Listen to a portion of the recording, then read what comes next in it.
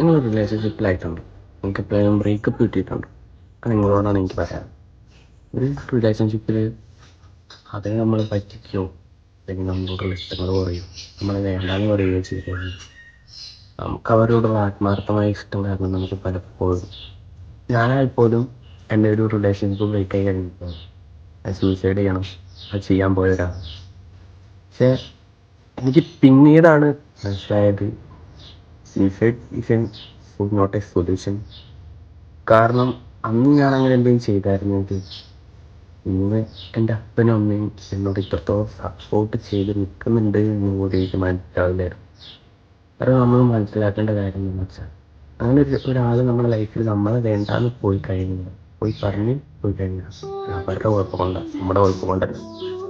കാരണം അവർ നമ്മൾ അർഹിക്കുന്നില്ല എന്നാണ് എൻ്റെ അർത്ഥം. കാരണം ഇന്ന് നമ്മൾ എന്തെങ്കിലും ശിശുയുടെ കാര്യങ്ങൾ എന്തെങ്കിലും ചെയ്തിട്ടുണ്ടെങ്കിൽ അവരത് 2 ദിവസം നമ്മൾ കഴിഞ്ഞു പോകും. പക്ഷേ ആ തീരാവേദനയൊന്നും നമ്മൾ ജനിപ്പിച്ച അച്ഛനമ്മ സഹിക്കും. കാരണം അവരുടെ മനസ്സിൽ ഇന്നും അതുള്ളൂ. കാരണം റിലേഷൻഷിപ്പ് ബ്രേക്കായി വെച്ച് ആരും അങ്ങനെ ചെയ്യാണ്ടിരിക്കുക, മുന്നോട്ട് ജീവിക്കുക.